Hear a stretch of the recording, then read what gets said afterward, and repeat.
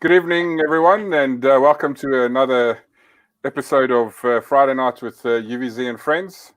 And tonight we are talking about the FTR Range. In the panel with us again is Peter from Straight Cut Motorcycles and Harris from the Dubai, well, from the UAE. He's a university professor over there, and welcome to the panel, guys. Appreciate you taking the time to come and visit us. And I just want to say a big cheers to everyone for VE Day. I hope everyone commemorated a minute's silence for a momentous day in our history. So, yeah, cheers to that. Let's have a little... And all of London is now out of beer. Yeah. Well, the thing was, I said to the missus that I was thinking of having a beer tonight, and she started moaning at me saying, "Listen, you're not having more than one." So I said, "Okay," and then I just went for this one. So I haven't broken any rules. I might as well have another sip whilst we're at it.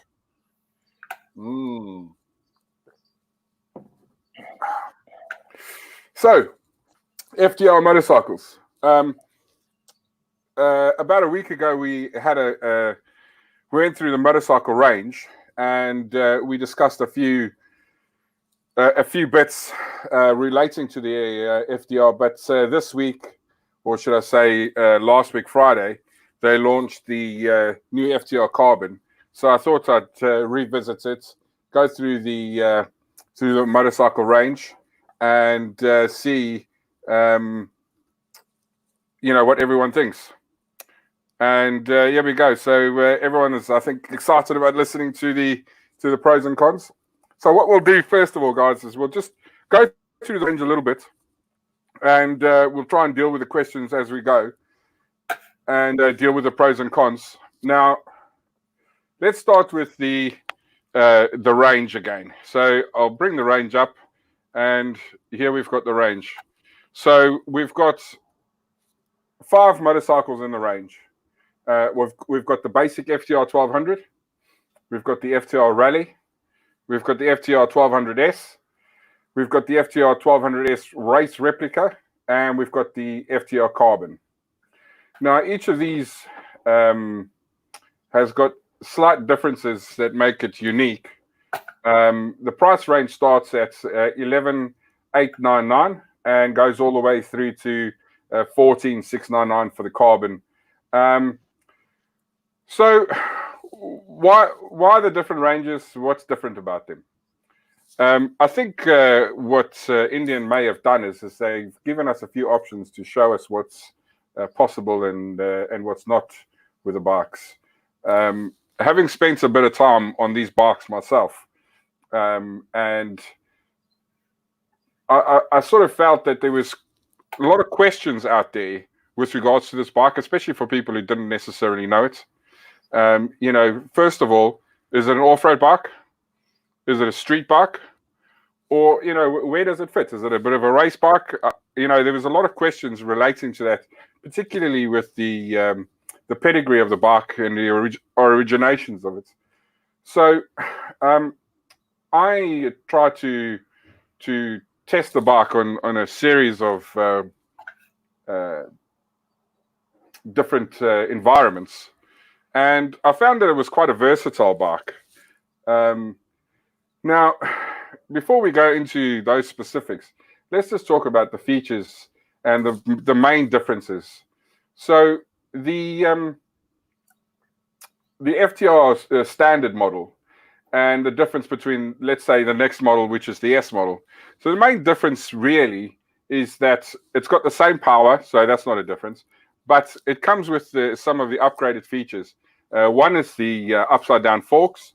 The other is the display. So it's got the 4.3 inch ride command display. It's got fully adjustable front and rear suspension, which I think is a big one. And then it's got the lean sensitive traction and stability control, which is a feature that we discussed a little bit last week when we were discussing the Indian Challenger. And certainly a feature that I think is something for the future, and something that will definitely add a lot of positive angles in terms of how the bike performs on the road. Now, do you need the 4.3-inch display? Probably not. Does it make a difference? I think so. And the main difference is because it gives you a lot of flexibility in terms of being able to obviously change to the ride commands. So they've got 3 ride commands as well, so you can change between them. But first impressions. First of all, guys, let's get on to that. Pete, what do you think of the bike? Well, I've had the chance to ride one, so yeah, I mean, overall, it's a fantastic bit of kit. But like you said at the beginning, it's got so many different characters. It could be a race bike, it could be an off-road bike, it can be a little cruiser. It just, it's a good all-round bike. Yourself, Harris?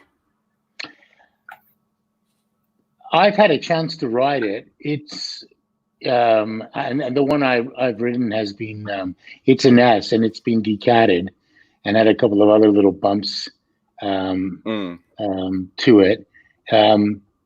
It goes like stink, and it's got a 47-degree lean angle, so you can really put it over. I mean, it's much more like my Ducati than anything else in the Indian lineup. It's nice. And I think, I mean, if we're going to talk about market position, I've long believed that this is Indian's version of a Street Fighter, for better or worse. I think it falls in a really sort of odd marketing spot. For instance, the Rally is really more like a Ducati Scrambler, but much more expensive. And the S is more like, let's say, maybe not the Diaval, but the Monster. And I think that's where they were positioning the bike. If you were to think about Harley, which is their closest competitor, I mean, clearly the Bronx, is it the Bronx or the Brooklyn? The Bronx is Harley's response to the Indian, even though it looks a lot more like, to the FTR, even though it looks a lot more like, sorry, I don't mean to laugh. It's just when you lift that enormous Stein 17 liters later. The Bronx is clearly a response to the FTR, even though it looks a lot more like the Monster.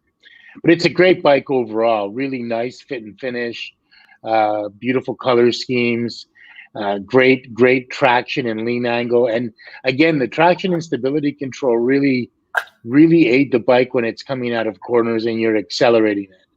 You can have it way over. You can put the bike over and not have to worry about coming out of your lean while you're accelerating out of the corner.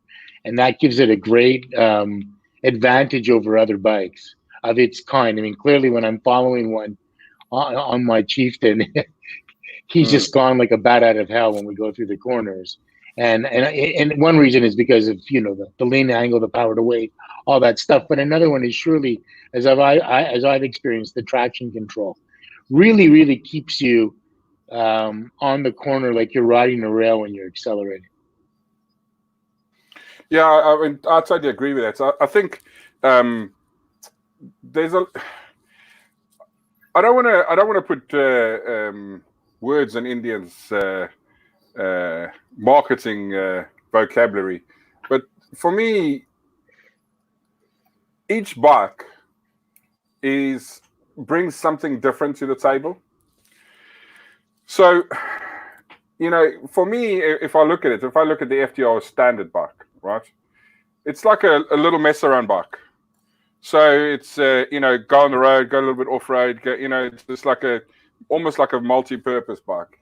The moment you go to the Rally, it feels like you were saying, it feels a little bit more scrambler like. It feels like you want to focus more on something off road. Then you look at the 1200S. Now you're suddenly thinking something a little bit more sophisticated, because it starts to bring a lot of more things in. So you start automatically thinking more along the lines of a little bit more performance. Now you're starting to, then you look at the race replica, and now you're thinking looks, race, where does it fit? And then the last bit is the carbon. Now the carbon is almost, as I see it, is a combination of the race replica, but also an idea of the kinds of customizations that you can bring. And that is where I see these bikes going. Now, is it a bit confusing? Possibly. I think the thing though is that with the FTR range, as well as with any of the other bikes in the Indian range, you've got to ride it. Once you ride it, you'll understand it. Because unfortunately or fortunately, there's nothing else like it. And you can say that pretty much about every bike. But it's got a unique feel, styling, sense of purpose, what it is that you're doing, that you won't understand unless you're on the bike. Now, I rode a few of the versions. I rode the standard bike. Now, for me, the standard bike is a bike that I and don't like. For one reason and one reason only at the moment. And for me, that is the tires. I find that the standard tires that the bike comes with they're just not up to scratch. And that is a big thing for me. I actually almost came off the bike on a really slow corner where the back tire just gave out when I was doing a bit of a test ride. And it's not it doesn't suit the capability on the road. And the first thing that I would do if I was going to buy an FTR is I change the tires and I put some proper road tires on there. Now you say that, and then you think, well, why are you buying the bike? Because you may want to do something a bit more off-road. So if you were looking at doing something a little bit more sort of the origins of the bike and get on the flat track and that kind of thing, well, then you don't want to change the tires. You want to keep it. So I think the purpose, well, the thing is what's your purpose? And, each of us, we've got our sort of unique idea about where we're going with why we ride, how we want to ride, all of that. And I think that's what's nice about the FTRs is that it has that multi-purpose, cross-functional feel to it. So if you want to go and you want to give it some speed, absolutely. It does it fantastically well. When I was recording some of the video, I actually had to delete some of it because some of the figures that came up on the last display were a little bit exaggerated, and certainly something that I think is a great feature on the bike. So, Harris, I just wanted to check: have you ridden the FTR yet? Yeah, I've read the ads. I've ridden the ads, and so that's why when I was talking about coming out of the turns while being leaned over. It's much more like my Ducati, my Panigale has a variety of traction controls and ABS and all that. You can set 8 different levels of about 20 different parameters. It's quite a sophisticated bike, and accelerating out of the middle of a turn, right? So I tend to want to go into a turn deeply, bring the bike around, and then floor it, so to speak. You can really feel the FTR with the traction control and the rider's aids. You can feel them biting in, not in a negative way, but rather in a positive way, because it just keeps the bike stable, right? So you've got your position. You're coming through the curve. You're at the lean angle you want. And one thing that I love about the FTR is the 47.5-degree lean angle. Yes, it's a prop. I mean, of course, it's not a cruiser, but it's a proper lean angle. Because you're high up on the bike. So you get the bike, you've got the bike positioned where you want. You're coming through the middle of the curve and you hit the accelerator and you don't experience that squirrely back end. it holds proper. Of course, this is a bike that had the tires thrown out as soon as it was purchased. So it's got a proper pair of street tires, as opposed to these. I mean, I don't think that the tires that Indian give supplies with it are very appropriate for most riders. Most riders are not going to go off road. Most riders are not going to, are not going to be anywhere near a flat track to begin with. And so, I think the tires are there to speak about its heritage, but not really practical. I tend to agree with that. So I do think it's I don't want to say a shortfall because it works for part, but I don't think, and I think that's probably one of the reasons why they've introduced the Pirelli Scorpion rally tires. So it just gives you a little bit more. You can see from the tread pattern, whilst it gives you that off-road feel, it does give you a lot more tread pattern on the actual road surface, which will give you a lot more, obviously, grip, especially if you are giving it or trying to use the performance side of it. But I certainly, even with that, having looked at it, I would change it. I would just put some decent road tires on it. What we were talking earlier, just before we came, went live, about the upside down forks. What do you think, or how much do you think the upside down forks makes to the difference of the bike in the handling? Me, that's an adoption from superbikes. Upside down or inverted forks show up first in superbikes. So the Panigale, the Honda CBR, bikes of that nature. I've got them on the Triumph. Pardon, you have them on your Triumph? I've got them on the Triumph as well. Right. So you've probably experienced less rebound, less dampening. The bike stays crouched in its. That's what it's for, right? So when you've got the thing in a turn, the inverted forks, it keeps it right there. It keeps that front end locked in. There's no rebound. There's no excessive dampening. They really are a boon. They're also on the Challenger as well, which is, part and parcel with the Challenger's market profile and, well, let's face it, awe-inspiring performance. How does it work on the Triumph? No, so the difference between the Triumph and the BMW is like chalk and cheese. I can throw the Triumph into a corner, and I know that it will stick and glide around there like it's on rails. With the BMW, because it's just got a monoshock at the front, you throw that in, and you do feel the front end wash out on it all the time. And it doesn't feel connected. But with the upside down forks, the front end of the Triumph feels planted all the time. So we've got a question from Moto Jinji, and that's what's the one thing that you would like to see added to the FTR platform?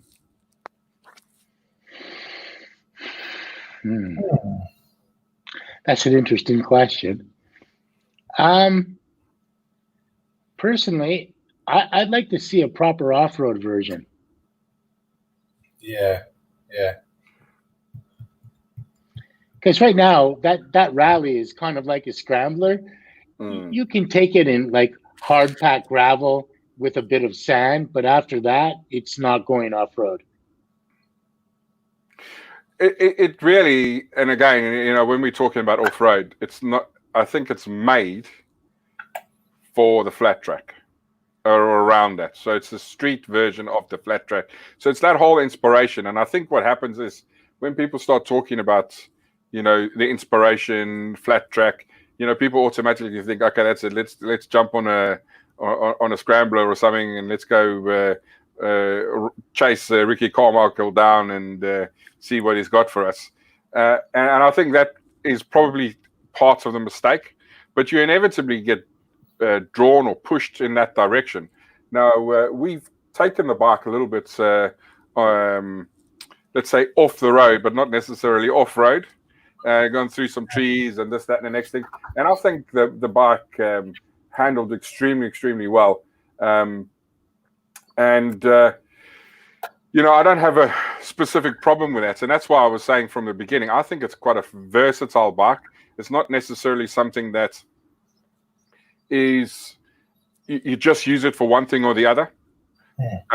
You can use it in a variety of ways. Now, I don't specifically think that it's a cruiser, although I've seen the FTR Rally version with some panniers attached to it, and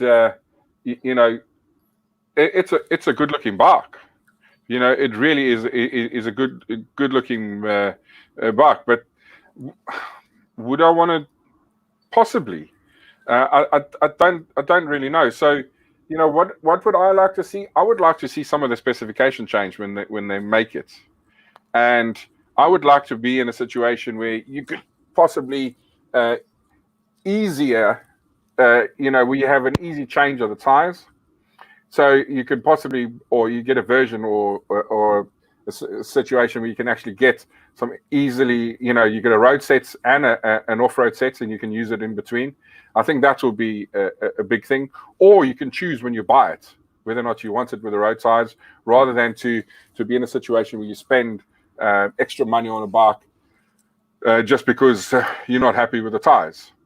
But at the same time, it really is a good-looking bike. I'm just scrolling through the pictures. Now, this is the FTR Carbon. Now, I like what they've done here, because when you look at the standard bike, you feel like it needs a little bit of something, a little bit of customization. They've put a huge amount of extra touches on here, and I think the bike, especially with the exhausts and the way that the seats and everything is shaped, I think it adds a lot of aggressive styling features, which I like. What would I like to see changed again? I think the first thing that I'd like to see go, and I think the first thing you do see go, are those mirrors. I think they could do something a little bit different to that. The only thing that I found is that, a lot of guys have got those mirrors that they put on the end of their handlebars, which looks quite good. It sort of sticks down. The only problem is with me and my hands, it doesn't really fit on the handlebar then. So it just depends on what you're trying to do with it. But I definitely think that makes a hell of a big difference. And again, being a big guy, for me, I was fine on the bike. I didn't have any issues. I felt really comfortable. The seated position was great. And again, like you were saying, Harris, when you're going through the corners, I felt really comfortable with the bike. The version that I was on was the S, and it had some really good road tires on it. And I tell you what, it was definitely enjoyable. I think if we talk about which bike I probably would buy, I'd probably buy the standard version. Why? And I'll tell you why. It's because I've got the $3,500, $4,000 that I can go and take and customize it myself and do it the way that I want to do it. And I think that is the thing with the Indian range, particularly the sort of smaller range of the bikes. The FTRs and the Scouts. It lends itself to a lot of customization, which I think is the whole thing with with Bert Monroe. It was a case of he always believed that you've got to make it yours. You've got to spend the time, and and again, a lot of people these days are necessarily very technical. I know I'm not. Peter is much more technical than me. He's doing all sorts of changes, this, that, and next thing. But for me, I barely know where to put the air in the tires. But I ride them, and I ride them, and I ride them, and I enjoy it. And I think it's everyone's experience is obviously different. But that's what I would do. I would probably go with the standard bike and just add it the way that I want to. So you wouldn't be bothered about the adjustable suspension and all that on it, because that's what you get on the S, don't you? Having ridden it, no, not necessarily. Okay. So why is that? Well, I wouldn't buy this bike to be a race bike. Yeah. I would buy this bike because I want to go nip around and have a bit of fun, throw it around. But it doesn't have to be a race bike. So it's a Sunday bike. This is what I call my driving. Exactly. And if you and I think when you start doing all those other bits to it, it takes away from the versatility. That's just my opinion. Yeah. And I like the fact that the bike is versatile and I can use it in a range of. But if I want a race bike, I probably would buy a different bike. Yeah. Okay. So if I wanted something that was uber fast, I'd go back to my ZZR 1400. And if I lost about 5 or 6 stone, I'd probably buy a ZX10. Because that's a race bike. Yeah. This is not a race bike, and I think that's what people need to be clear about: is that this bike is set up for a specific purpose, and it's to give you that feeling. It's to be able to take you in a variety of environments, but it's not the best at any of them. It's just good, all-round bike. I'm not sure if you guys agree or disagree with any of that. Yeah, I mean, because I think I rode the standard and I rode the S. I mean, but then I like all the bling and all that. So like the TFT screen, the fact that you've got adjustable suspension. Saying that, I've got fully adjustable suspension on the Triumph, and I haven't even touched it yet. I haven't even set up as it was when it came out of the factory. So I haven't even played with that yet. So yeah, I mean, when I rode it, the only thing I had an issue with was the way my feet sat back behind me slightly. If they could bring, for me personally, if they could bring the pegs forward slightly, so it's more of an L shape on your legs, then yeah, it would be a fantastic bike. But again, it's just because I'm not used to that style of riding. Again, it's just something you get used to while you ride it. No, that's the one thing I liked. I like that riding position, that's slightly crouched but still upright. Yeah, because if you were a little bit more forward with your feet, you wouldn't be able to throw it around that nicely. That's my feeling. Yeah, I think that position, whilst relaxed, gives you the sense of more control or better control over the bike. Being able to throw it around. And again, like I say, I did a few miles on the bike, and I experienced some of the acceleration. And I think that is the thing is, one of the favorite things that I was doing is just throwing it into a roundabout and then coming out the other side. It's such an exceptional experience, just that feeling. And I would love to be in a situation where I could actually have the bike for a little bit longer and take it on a proper long ride to go and experience it. But you can do that over here. Well, I just need to get my backside over there, man. That's the thing, Let's wait until we're not in the era of COVID. But I could arrange for a longer, like 200 or 300 kilometer ride for you. Yeah, it's definitely. I mean, it's definitely what I want to do, and it's like I say, it's a nice bike. It's a great bike. It's got a lot for it. I just think that on the bike like this, I sort of get the feeling that I just want to make it mine more so, and I'm not sure if it's just where I'm at in my riding life at the moment. But I just feel like I want to be able to make it mine. And I'm going to say something that I never thought I would say. But it's almost like the Range is a bit much of much. It's the same. There's a lot of similar looks. Now, it's not a bad look, but unless you know the Range. So if I'm on my Chieftain, like today, you and I, we went to go and do some work, right? Yeah. And we were riding around, and people looked, and people were, wow, that's a nice bike. But it's because it reminds them of something. It reminds them of like a Harley or something different. Then you go on a bike like this. Not a huge amount of people that are non-riders, or even a lot of people within the riding community, actually understand what this bike is all about. And when you ride that bike, it could easily be anything else.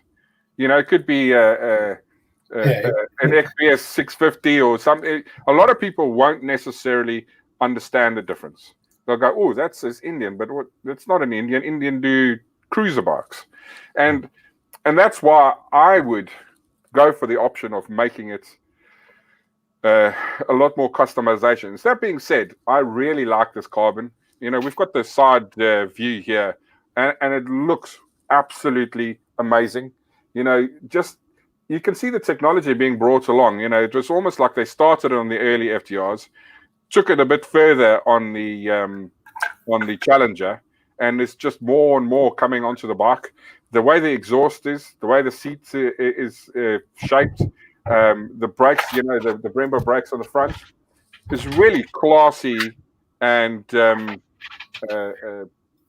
features that I absolutely love. And even just the way that the shocks are there with the adjustability of that, that looks really nice. So it's a very difficult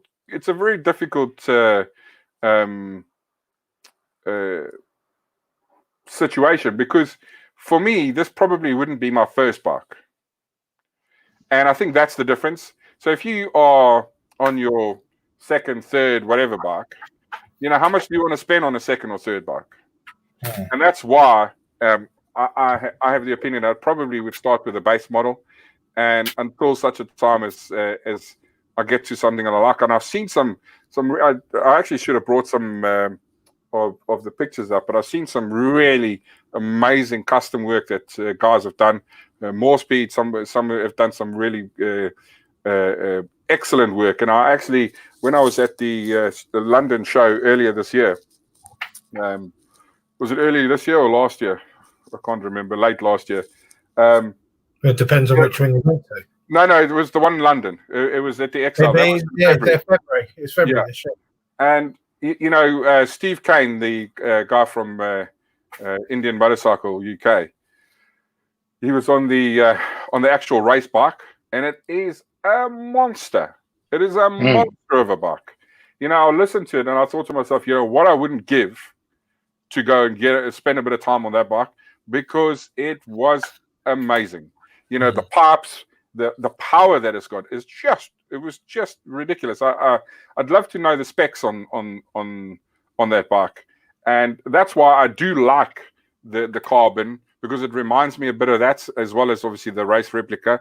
Obviously before the carbon came out, the race replica was my favorite looking version, but I do like this carbon. Just looking at some of the features and the angles on the bike, it is really nice. But again, those tires, take them, chuck them in the bin, get yourself something else. Well, they do that with the Scout, don't they? They put on some weird old tires on the Scout, and everyone complained about them, and went and changed them out. Yeah, absolutely. I mean, and again, it's like I say, it's what are you doing? Why are you riding it? What are you trying to do? Where are you going with it? I think that is the key question in respect of whether or not you want to make changes, and which element you like.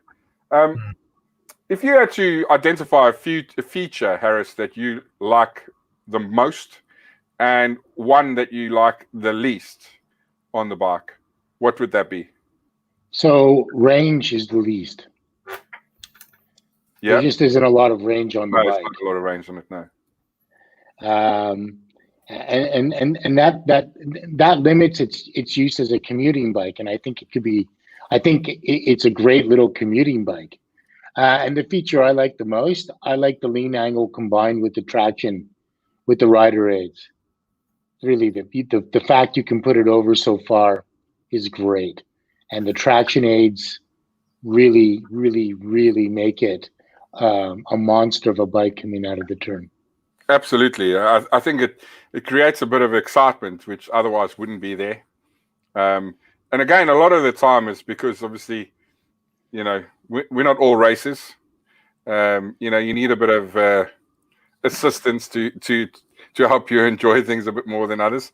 And I suppose, again, it depends on what you like. If you like the whole sort of naked ride version in terms of just the bare minimum of features, then absolutely.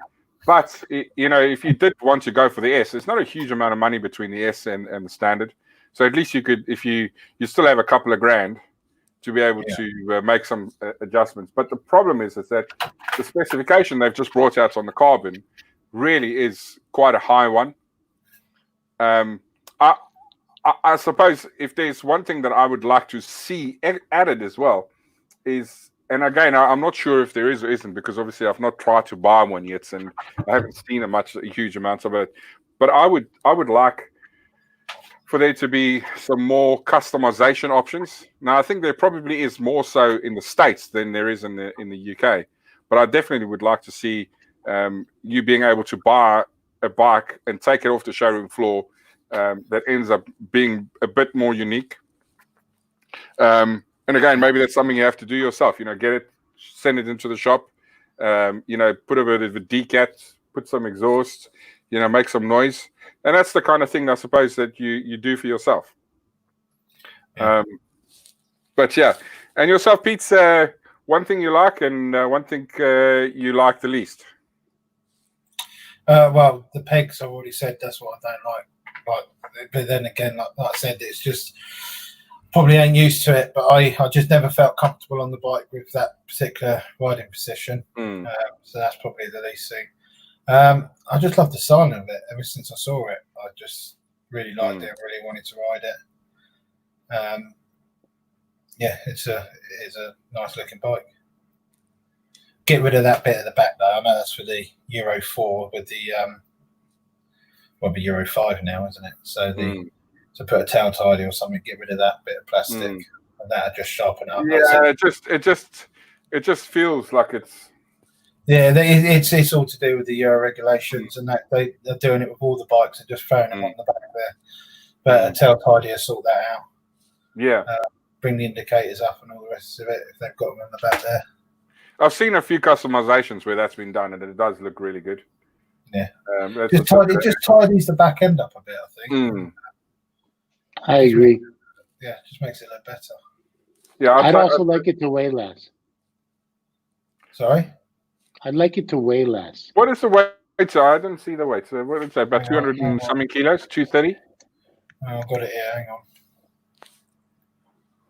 on. Dry weight is 225. There we go. How's that for a good guess? But the reason I say that is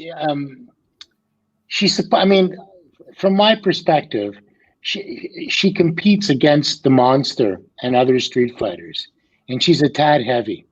Yeah. What's the weight on the Monster? Good question. Let me find out. I watched a video where they actually took the Monster and a few bikes, in a similar sort of range as this bike, in terms of the overall image of the bike. It was in the States, and they were throwing them around the nice bendy roads and the canyons and stuff. And it certainly looked like the bike, all of the bikes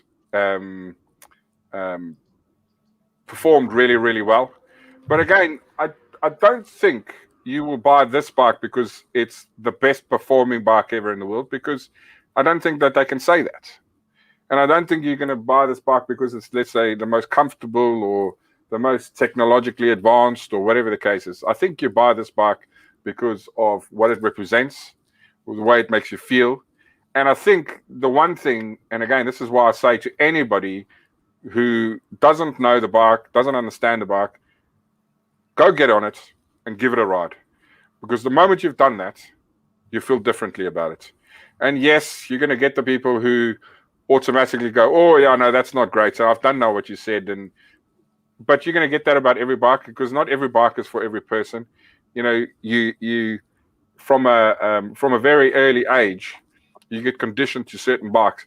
I think the one thing that this bike does do, though, it brings in more of a younger age group of riders into the fold than some of the other bikes. Because I think if you are a 22 to 25-year-old or whatever the case is, You don't go there and go to yourself, wow, I want to go buy myself a massive Roadmaster or a massive Chieftain. It doesn't mean that you don't like it, or it's because the very nature of being in that age, you want to be a bit more rebellious. You're about the speed. You're about all of those kinds of things. So I think it brings a lot more of that sort of age group into the fold, and I like it for that. I think it's a great. That's a bit of a weird angle. I'm not sure if I like that angle. Yeah. I mean, yeah. So it weighs the monster weighs 165 kg. So there's a significant difference in weight. 60 kg. I'm just listening to or reading a comment that was added by a listener. The original Indian patent drawings showed 2 different swing arms and 3 different motor mounts. What would you look to see Indian do with these options? Woo. That's a good question, to be honest with you. I wish I was more technically capable of answering that. So, anyone got any ideas? Peter, you make the bits. Yeah, see, so this is the part of the conversation where I'm going to go, Peter, this one is for you. I'm just going to have another sip of my beer. Be careful, you're only down to 4 liters. Yeah, all I do is buy them off the shelf and fit them. Okay. Actually, Garrick, if you've got any thoughts, mate, it'd be good to hear your thoughts on that. And if you are a technical guy, maybe you can join us on the show at some point. It'll be good to get your inputs on that. I'd like to see a single-sided swing arm. Yeah. I'd like to see a proper single-sided swing arm. I think that, so I could see a model that's kind of designed more for, exclusively as a Street Fighter. So a single-sided swing arm. Maybe, can you put the picture up where we see it from the side? Let me just. Is that possible? There, that's fine. Yeah. No, the other side, because the pipes are in the way. There. I mean, I think what they've done here, I mean, when you talk about weight, what they've done here is created a gorgeous looking swing arm, which in part is the way it is to minimize the mass of the bike. But I'd like to see a proper single-sided swing arm. I think it would look really beautiful on the bike, number one, and number two would get rid of a bit of weight, and would make it easier to switch tires, which is something that you've mentioned. So I'd like to see that. I don't know about different motor mounts. I mean, I wouldn't want to mount the motor any lower because you've got this great lean angle. You don't want to disturb that. I think it's a well-balanced bike.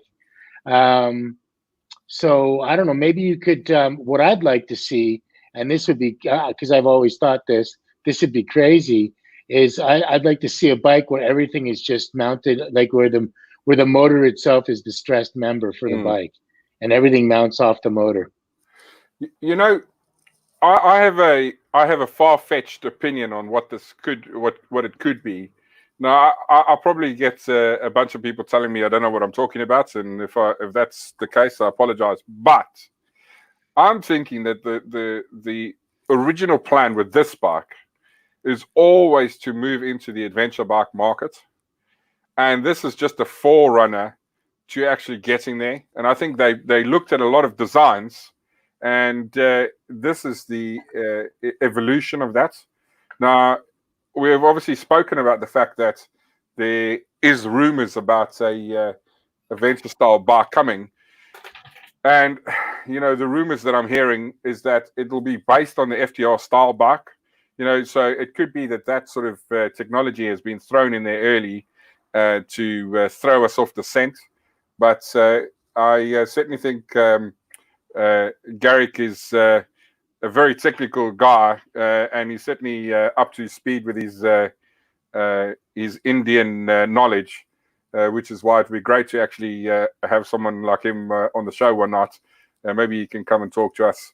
I, for one, am never never claimed to be any kind of a technical genius. I think for me, I'm just a guy who loves to get on a bike and rinse the hell out of it. I almost said something else, but yeah, that's the thing for me. Is I'm just a rider. Technically speaking, I probably am the least technical Indian rider in the country, if not the world. Never. Hey? Never. Nah, mate. So I honestly. Never. I think Harris.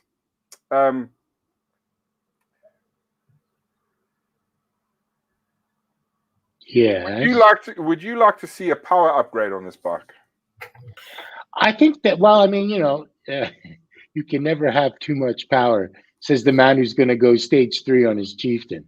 You can never have to, which just adds loads and loads of mid-range torque, right? Won't add much to the top end, but it's going to make that roll-on acceleration frightening.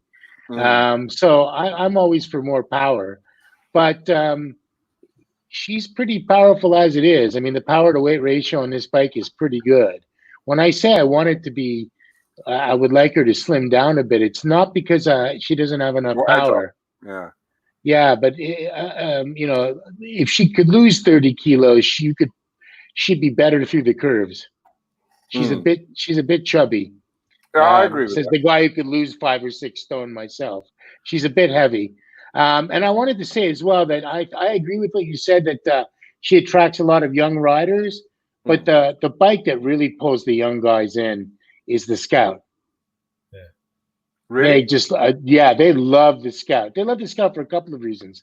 Number one, and I've got a lot of male students who want to ride motorcycles. So, and I'm known around my campus as a motorcycle rider.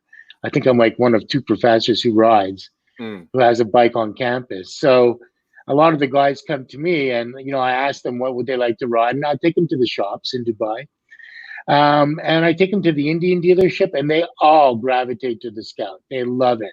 They love it for 2 reasons. One, they love the old school looks. And young people in general these days really like the throwback look. And the Scout really has a throwback sense to it, whereas the FTR reminds me of, they used to call them UJMs in the 70s, right? Ugly Japanese, or universal Japanese motorcycle. So it's got a bit of that going. I mean, not really, but it's got a bit of that going to it. I mean, if you know what an FTR is, the actual flat track racer, then it really presents itself differently. But most of my students don't know that. They love the Scout for its looks, and they also love the Scout for its price. It's a well-priced bike, particularly the Scout 60, which we don't sell over here. But the Scout 60's price, I mean, the Scout 60 is the #1 selling bike out of the Indian lineup in the States. Well, I've definitely seen an uptake over here, especially with the Bobber 60 and all that kind of thing. And, it's my opinion that sort of bike lends itself a little bit more to the newer rider. Yeah. There's a lot of newer riders that automatically thinks, wow, I can't go and get on a 1200. And, it's not necessarily a fast bike.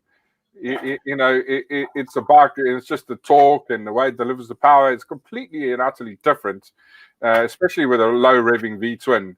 And I think obviously that's what I like about the FTR. It's got the new style liquid cooled motor. It's a slightly higher revving motor.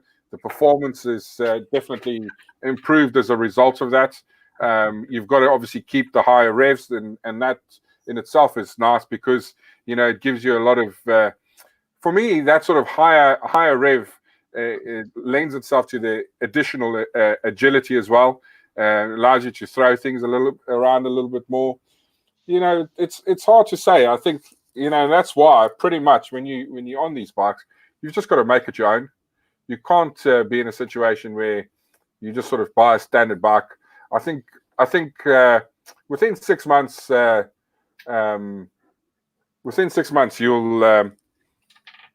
want to make some changes. I mean, maybe it's just me, but for me, I definitely. Oh no, you you're spot on there. I mean, just look at me with the Fraxton. I'm already making changes, and I've only just clocked over 300 miles on it. Yeah. Not even running yet. I'm already making changes on it because you get a bike and you don't want it to be, if you park it in a crowd, you don't want it to blend in. You want it to stand out. So you're going to customize it to what you think is what you want. And yeah, I think if you get a bike, it's just a natural thing. You're always going to do something with it. Same with the BMW. I've done stuff with the BMW just to try and make it stand out from the crowd. Harris, what non-performance related changes have you made? So aside from the stage 1 and the stage 2 upgrades, I've changed out the lights. So I should tell everybody that I have a 2017 Chieftain that I bought in August of 2019 because the dealer couldn't get it off the floor. It was at 0 kilometers. It never had fluids in it. They couldn't sell it because it's that gorgeous red over black with the metal flake paint, which I just adore. But over here, it seems everybody wants matte black, which, now it bores me to tears. Everything is matte black, matte black. Oh, my God. And then when you talk to the guys about the Challenger, there's nothing wrong with matte black, right? I dig it. But when every single bike is matte black, my bike stands out. But I fell in love with it for a couple of reasons. One was the color, and the other was that gorgeous fairing. It's the classic fairing inspired by Raymond Loewy design, diesel locomotives from the 50s. But putting that aside, what have I done? I immediately added a heel and toe shifter. I wanted the heel and toe, which I think is great. Oh, okay. Yeah. I've also changed out because it's 2017. I upgraded the lights to full LEDs. What else have I done? I changed the screen to a tall Clockworks flare, which the Clockworks has a flip at the top of the slight turn at the top of the screen, and then it's got they refer to it as shoulders right on the edges, and people complain about it when they get it, and I think they complain about it for two reasons. A, they don't realize that no amount of fairing is going to stop sidewind.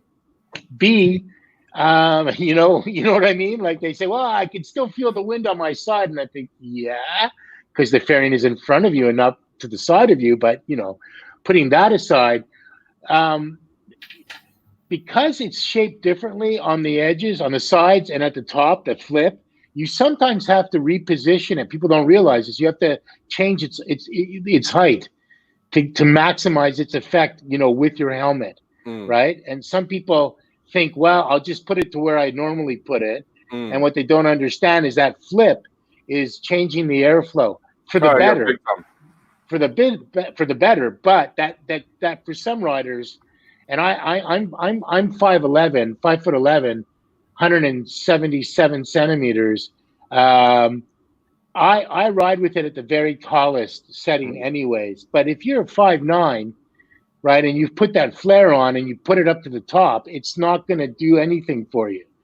But you can bring it down, and you'll get just as good or even better wind abatement. So I did that, and I love it. It's better than the stock screen. It makes things quieter. I can hear my music better, and which is for me very important. And because I was just and now in addition to the stage 3, so the other non-performance upgrade that I'm doing is I'm going to add the double amplified and 4-speaker system. Yes. Because over 160 kph, it really the stereo gets drowned out, and my dealer isn't pleased with this. He would rather I drive more slowly and not upgrade it. But and he keeps saying to me all the time, the stage 3 will not permit you to go over 200 kph. And I always tell him, it's not about 200 kph. It's about going from 70 kph to 120 kph like this. You know, kind of like my Hayabusa did, or Sounds like you need a turbo. my Fireblade. Well, I love acceleration. Top speed is okay, but for me, and I've hit 300 kph on a bike. Top speed is okay, but for me, what's the most fun is the acceleration. Yeah, Having that mid-range, that mid-range grunt when you come out of a turn. Yep. You can just peg it and you feel the bike going, wow, just zoom away, or you're on the highway and you're doing 110 kph, and you've got a truck in front of you, and you can just pull to the side, drop down one gear, and with the stage thing, you don't even have to drop down the gear. You just hit it, and it'll lift. I wonder it will lift. I wonder if we can change the V-twin Chieftain motor for a 1400 ZZR motor. I'd like to change it for a Challenger. Eh? I'd like a Challenger motor in the Chieftain. But looking at Louise's question, Yeah, that's what I'm going to get to next. To customize it, I'd put a Batwing on it. No, I would. I mean, you've got these beautiful Batwings. Not, the Batwing fairings for the Scouts. Yeah. And they turn the Scouts into cruisers. I mean, you've mentioned to me doing distance on the FTR. The two things I would do to it would be, if possible, and I'm not sure it's possible because the fuel tank is actually not visible. It's inside the frame. I'd make the fuel tank 20 liters if possible, and I'd add a Batwing fairing to it. And then, maybe what Peter said, if you were going to turn it for distance, bring those pegs forward. What, 3 inches, Peter, do you think? Yeah, I would say that. 3 inches or so to make it a little more comfortable for distance, as opposed to what it is set up for now. Because the way it's set up now, you're leaning forward and creating a pocket of low density air bubble, which makes the bike smoother. I would do those 3 things, and you could turn it into somewhat of a proper touring bike. I was just about to say, did we just invent the new Indian adventure bike there? Well, probably. Also, the new bike will be less raked, and it'll have a better seat. But yeah, maybe we have. So Pete, what customization would you do? I would put a screen. Yeah, but how many bottles was in that? 6, 7? I would. But I filled up in the meantime, sneaking. I'll definitely put a screen on the front of it. Get rid of that. Like I said, that rear bit at the back. Put a tail tidy on it. Yeah. You know what I would do is I would change the color and go straight for matte black. But it's carbon. Just to upset Harris. Yeah, but it's carbon. I can't do that. No, not all the bikes are carbon. No. If you went for the standard, then yeah. Just go matte black, just so that I can take pictures and send it to Harris all day long. Yeah, black on black. I would actually repaint the frame into a nice bright ruby red with metal plate. No. Yeah. I want it to stand out. You wanted to stand out, right? When the sun hits it, bing! I had Indian on the phone to me earlier, and they were saying, "Look, we're thinking of getting a Harris on our team." They've just phoned me back saying, "No, to cancel that. That's a shit idea." Let's move on with some more questions. So Chris has actually said something, and I think I value this, and I don't disagree. I completely agree with this, actually. It says if Indian want to get younger riders on board, I think they need to make a mid-range bike below the 1000cc. Now, that is probably the one thing I would do with this range. It's much like they've got the Scout 60 or the Bobber 60. I would do like the 60 version of the FTR so that it brings a younger group of riders into the fold. Because for me, the young guys are the future here. As much as sometimes you look at the young guys on their little crotch rockets and you go, we used to be there, and I'm still want to be there, but obviously, unfortunately, I've moved on a bit past that now. I'm not in the shape for that anymore. But I definitely think there's a lot of value to that. I actually will pass that comment on to Indian when I get a chance, because I think it's a very Well, yeah, they'd make it's all A license. They don't even make an A2, do they? They need to make an A2, really. Or even, there's a manufacturer, I can't remember who it is, where they brought out a bike which is an A license bike. However, it can be restricted down to an A2 license. Well, this is the key thing. And now, if you take and like Harris was saying, if you reduce some of the weight to this bike, and you make a slightly smaller motor, obviously take the board. What I'm saying is you wouldn't have to change the motor. You can still keep it to 1200, but if you put a bit of software or something in that, you can then de-restrict it down to the X amount of kilowatts, whatever it's got to be, to have it on an A2 license. And then if you choose to go up to your A license, you just take it back to the dealer, get the software remapped or whatever, and then you're back up to your full power. The only problem with that is that I've come across in the UK is that, you know, police can get a bit funny about that, you know, all the things, and it becomes a bit tricky. And I understand that. But the thing is, it's Motor Guzzi. Motor Guzzi's doing it at the moment with the V73s. So they can, so they're an A license, but they do restrict them down to an A2, and you get a piece of paper to say that it's been restricted down. But you have to take it back to a dealer to have that done, so you can get the certificate to prove. So. I mean, I don't know why the police would get funny about it. If you've got all your necessary paperwork, you know why? Because for every honest rider, there's probably one, maybe two that aren't. And if you've potentially got a bike that's 1200 cc's, it's a huge amount, it's quite capable, and you never know where you stand with it. And that's my concern for people, and that's why I do think if they brought a smaller bore version out, so it's the same motor, it's just a smaller bore. I think I think cut it in half down to a 600 cc. So Lars is. That would be interesting. A single piston version. Oh yeah. So Lars Schuler has made a comment saying, "Hi, the FTR is a good flat track race bike." Now, that for me is the reason why this stood out for me is you guys want to move forward the pedals, you know, and this is the reason. Long distance, yeah. And I understand, but that's what I'm saying. So this is the reason for me why I think there's always going to be a lot of debate around the FTR. Yeah. Because clearly it's what you like.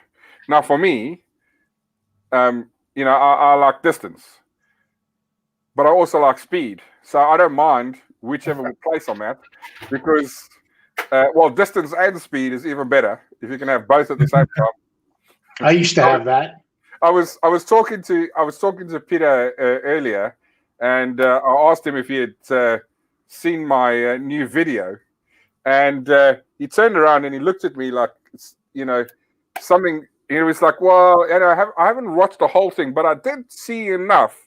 And there's something that stood out to me: is how fast were you going? Because when you look at the needle, I was actually checking your clock out because I knew where it was in the video, so I wanted to see what the speed said. So it literally is almost fully clocked, going through certain areas. And he was saying, "Well, what speed were you doing?" I was saying, "Oh, you know, I was doing 160 plus, blah blah blah." He says, "Oh, you know, you didn't even edit it." I said, "No, I've already paid the fine, so it's okay. I can do it. I got 6 speeding fines on the way to Portugal." So this is the beauty of living in Dubai, sir. Yeah, you got those. The speed cameras click you from the front. Ah. So I'm going to have to move. But yeah, so there's definitely the more speed and the more distance, the better. But I definitely, like I say, I think this is a good bike, and I really do want to bring the younger guys through. And again, you know, that is the perfect bike to do it with. Yeah, I completely agree. And also, you know, the flat track version of things also brings a lot of other people into the fold which normally wouldn't. So I've got a mate of mine, Peter Kimber, who's into his flat track racing. Colin Moore of More Speed Racing. He's into that a bit as well.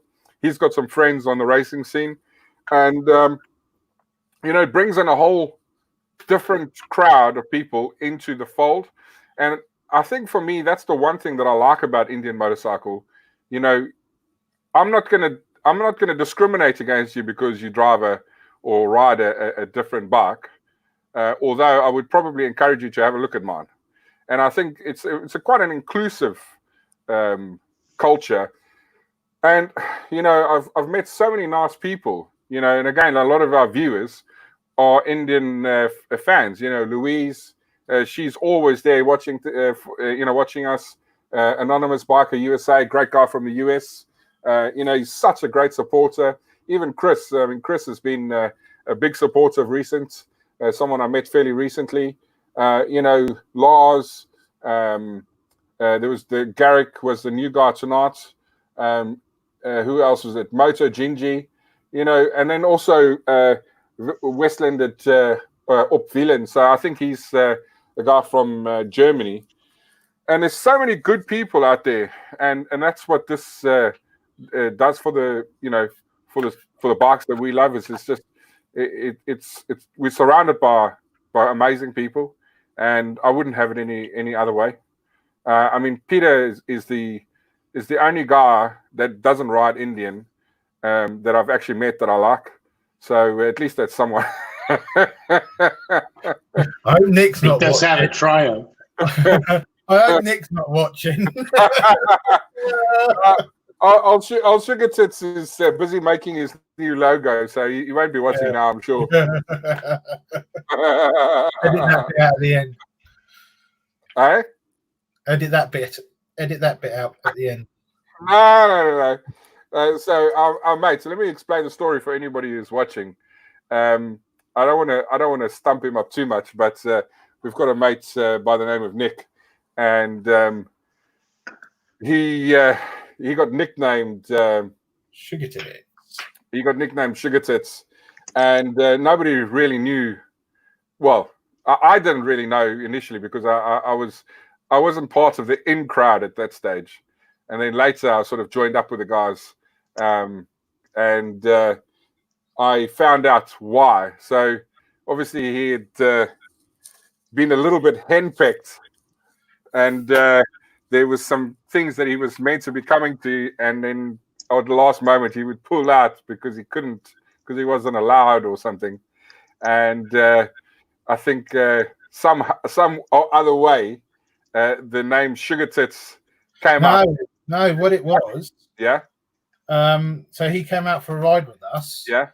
And he turned around and goes, "I'm on my reserve fuel. However, the trip computer is telling me I've got 70 odd miles." So we said, "Okay, do you want to stop at the next garage?" So we got to the next garage. He said, "No, I can keep going to the next one." He never made it to the next one. He ran out of fuel on the motorway, and it was about half a mile from the junction, which is where the services was. So after I managed to save him off the motorway by making sure he weren't going to get run over, he pushed his bike for half a mile all the way to the petrol station. However, it was up and down hills. So you can imagine the weight of the bike, him pushing it, and then obviously me and the bloke we was with were ripping it out of him left, right and centre, taking photos and putting it up on social media, and someone come back with "Live and Learn, Sugar Tits," and that was it. It stuck, and ever since then he's been known as Sugar Tits. So the Sugar Tits was just a way of rubbing into the fact that he's also under every time. Yeah, basically. Listen, I think this is the curse of being an English gentleman. Is it basically means that your wife's the boss, do as you're told, and that's probably why I'm quite happy that I was raised somewhere a little bit more civilized, where men also have rights. Or should I say some rights? Where was that? I was raised in South Africa. Okay, I thought so. Yeah, my family are from the UK, but I spent most of my time there, and then I moved back to the UK probably about I don't know. I don't want to give too much of my age away, but I've been here about 15, 16 years. So certainly been a while. I'm 25 now, so I moved back here when I was 10. I was going to say 29, but 25 is good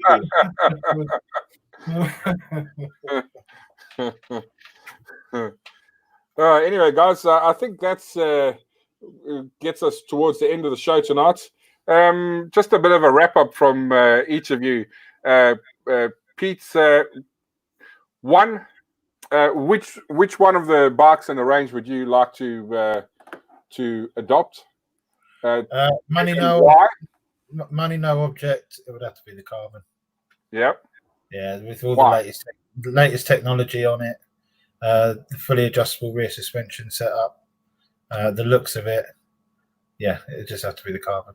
I mean, from the the S to the carbon, I think it's about 1,600 quid difference. So you might as well pay that and get the carbon. Well, the difference between the S, it's 1,700 pounds. Yeah. And I think what you get extra for that is actually very good value. I do think that. So that's why I would say if you either go for like the base model and do your own, or you got to just spend the extra money. Yeah. And Harris, last thoughts. Well, first, money no option. I'd buy the carbon. If I couldn't afford the carbon, I'd want the S. Having ridden the S, I really like it. Last thoughts. I like what they've done with the line. I think the odd duck in all of this is the rally. I think that this one in the Scout showed us the future, which is the liquid cooled engine. I'd be interested to see if there's an air cooled engine in the lineup in 5 years. I think the liquid cooled engine is the way they're going, and I think the FTR and the Scout showed everybody that was the way Indian was going to go. I like this bike. I like it to be a little lighter. Yeah. The bike I would stick with is the base model, and I would make my own changes. Main things that I'd like to change, obviously, are the tires, handlebar positions, the mirrors, the exhaust, and probably I would say, obviously, the number plate, like we were talking about, and you move all those bits around. I think those are, for me, the sort of main elements that I would like to change. But overall, I think it's a classy bike. It's 5 bikes that point in slightly different directions, inspired in one place. So, you've got the off-road, you've got the race, and you've got the performance. So I think that is the sort of thing that leads yourself to the fact of, these sort of different bikes where each of it steers you slightly differently. I could be wrong, but that's where I'm at with it. I think that wraps us up for tonight. Thank you very much for joining us tonight, guys. I really appreciate you joining the show. And until next time, be safe, and we'll see you soon. Cheerio. Bye, everybody. Bye.